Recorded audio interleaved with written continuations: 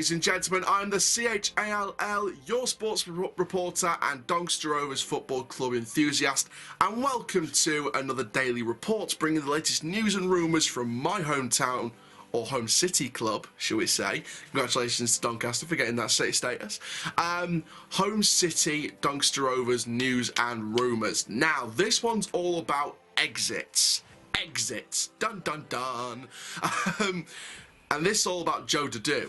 It seems like it's increasingly likely he will probably leave Doncaster Rovers this summer. He still has a year on his contract, but there is a certain report out there of two clubs fighting for the signature. Now, before we get started, please do like, comment, subscribe, click the notification bell to never miss a YouTube video. And for now, let's get into this one.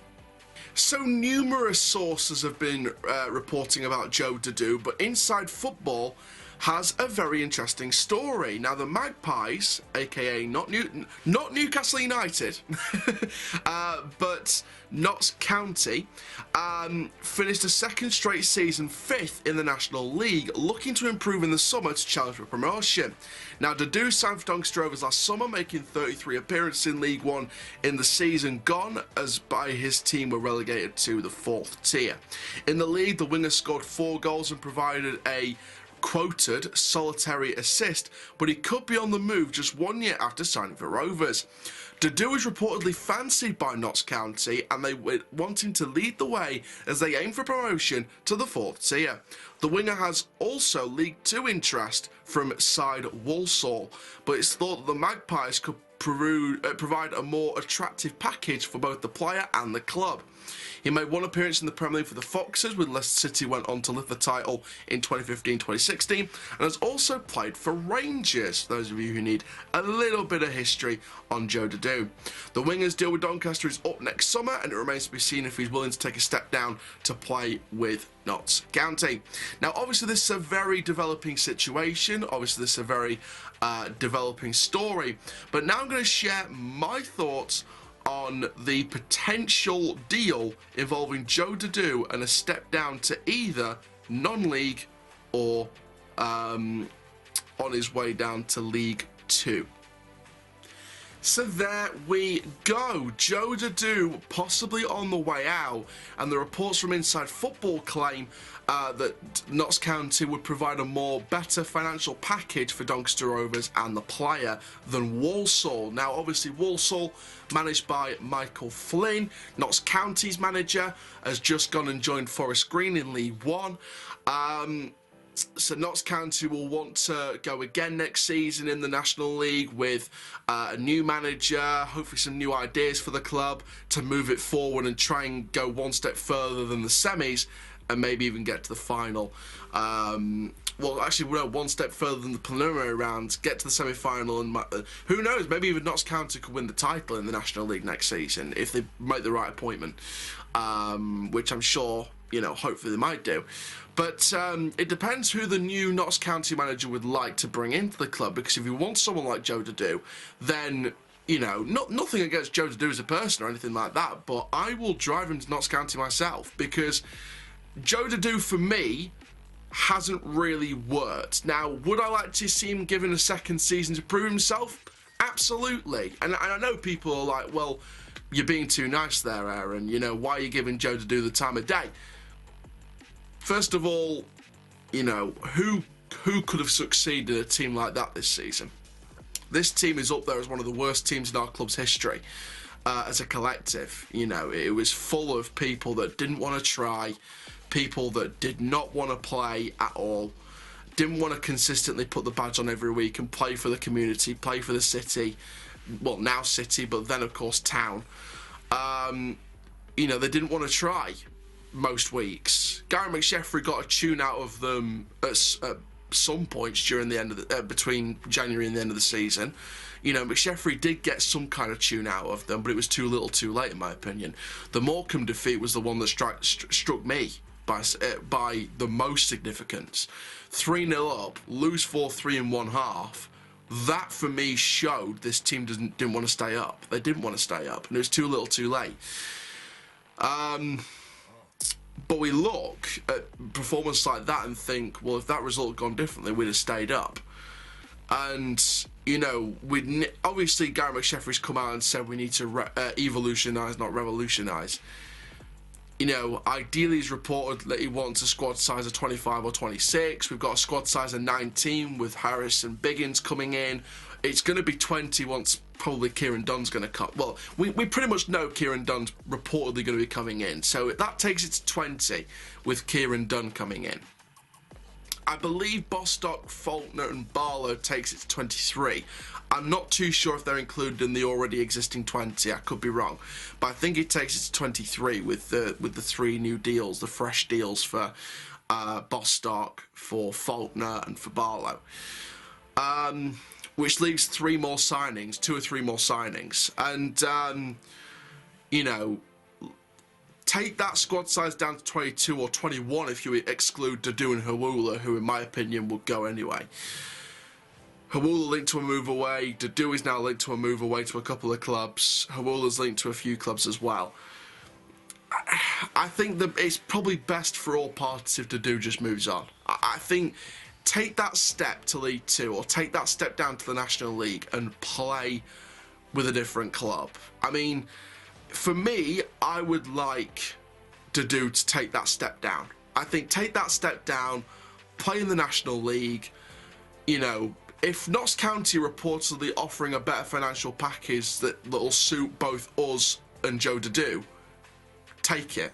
Just take it, in my opinion, because if you're being offered a better financial package, then surely that's better for you than staying at a club where it might not be as better financial package as Notts County. So for me, I would say accept the financial package that Notts County is giving you if it's better than us and just go. Because then we can use the money from that deal to fund new players for ourselves. Same with Jordi Awula. If he's been offered a financial package that's better than us somewhere else, go. Then we can use the money to fund replacements. And the report came in from McSheffrey over the last week. He will not get rid of them unless they have a replacement lined up. If I was Doncaster Rovers, I would be looking through the books, looking at strikers, because I don't want anyone giving me that excuse of, well, there's barely any options out there anyway. Yes, there is. For the formation we want to play, for the style of football we want to play, there is options out there. Either on loan or permanent, there is options out there. And, you know, everyone doesn't like loanees. I don't particularly like loanees because, you know, you're only going to see them for a season. But if you could bring in someone that could get the best out of them and move the club forward as well as the player's career, that's the best thing about a loanee. You know, especially if you could sign him on a permanent as well. Look at what we did with Cameron John. I know he's going now, but, you know, we had a potentially good player there. Ben Whiteman was originally a loanee. Tom Anderson was originally a loanee. It's very surprising how so many players were originally loanees. Joe Wright was originally a loanee from Huddersfield. Tom Anderson a loanee from Burnley. Ben Whiteman a loanee from Sheffield United. There's plenty more examples out there of previous loanees becoming permanent players. The options are out there. We just need to do the right digging. Go for a more statistical, data-based transfer approach. You know, I think that needs to be the way we need to be going with this to find the better players. And look at the non-league as well. Look at non-league. They've been hitting up masses and masses of stats in non-league. I'm going to use one name, for example, and I don't want anyone to laugh in the comment section, but I'll tell you what, Alfie Rutherford, 22 years old, Dorking Wanderers, just got promoted to the Vanarama National League, 30 goals in the division below. North or South, can't remember which one it is, North or South, but in the 6th tier, Rutherford hit 30 goals in a 46-game season. Now, if he got the move to the Football League, it's worth a try. Can we do any worse than we've had this season? Rio Griffiths is a work in progress. Agard is injured, but he's experienced. He has found the net in the past, and he's a leader. Hawula, in my opinion, should go for the benefit of his career. Same with Joe Dodoo. Then we'll only have 2 strikers. We'll have someone who's a work in progress and someone who's experienced but needs to find the net. You bring in a non-league striker with that kind of goal record the previous season, who's on cloud 9 in terms of his form, in terms of his momentum, I'd be going to Alfie Rutherford and saying, do you want a contract with us?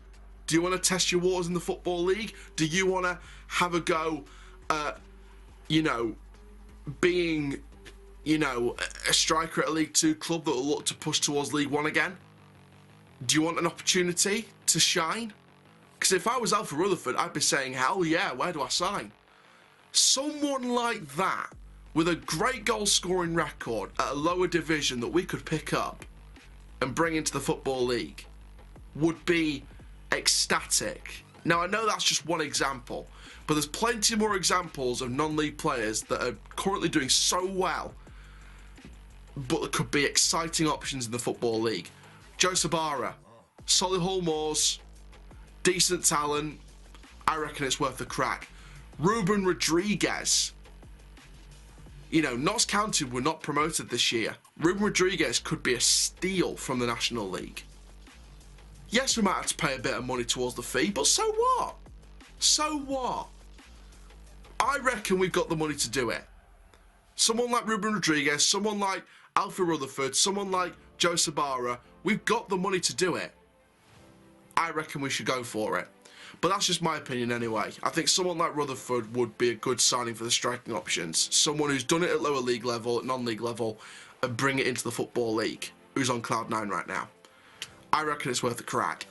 But from a Joe Dodoo point of view, I think it's probably best if he goes. But if he stays, I'll give him the second season to see what he does in the lower division, because if he doesn't deliver in the lower division, I will be saying, do not sign him up to a new contract next summer.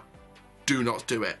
Because if he doesn't deliver in League 2, like he hasn't delivered in League 1 as much, maybe it was a sign that we should have got rid of him this summer rather than the next summer. Because you don't want to be in a position where you keep someone who didn't do very well in League 1 last year, and if he doesn't do well in League 2 next summer, he walks away for free. If you get a bit of money in for him now and bring in replacements that are better, you've won out of that deal. And if he goes and does well at Notts County or Walsall or wherever he goes, same with Hawula, if they go do well wherever they go, good for them, good for their club.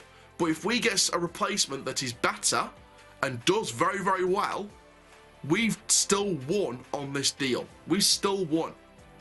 So, in the transfer world, it's a gamble. But it's a gamble worth taking, in my opinion. And again, it's nothing against the player. It's nothing against Joe or Geordie or whoever could be leaving. It's nothing against them at all. Alan Nixon reporting that Gillingham are interested in Carl Noyle. Would I be upset that Carl Noyle goes? Absolutely. He's on number 2. He's only been here a year, and he's definitely one of my ones to watch. And if we got rid of him and brought in a very bad replacement, that, for me, is a transfer failing by the board and by the recruitment team. But if we kept him, or we got rid of him and we brought in someone just as good, if not better, then I wouldn't be as mad, because we'll have still won out of that deal. Do I want Carl Noyle to go? No. But if we did go and we brought in someone better, it's going to be hard with Carl Noyle because, he works well offensively, works well defensively. He's been a consistent performer over games this season, even in this horrific season. But if he went and we brought in someone better, we've won. We've won out of that deal because we've got a replacement who worked wonders for our team. So, it's a gamble either way, but for me, I would just take them. If it's a good financial package that will help the club and help the player's career going forward, just take the money and run. Take the money, reinvest it and run. Because, I think you've got a real opportunity here. But we'll see how this possible deal develops. We'll see what Joe Dodoo does going forward. We'll see what Johnny Woolley does going forward. We'll see what Carl Noyle and the Gillingham stuff is going forward. But we'll see. We'll see. But thank you very much, guys, for watching this video. Make sure you do like, comment, subscribe. And for now, I am the CHALL, your sports reporter and Doncaster Rovers Football Club enthusiast. And for now, that is full time.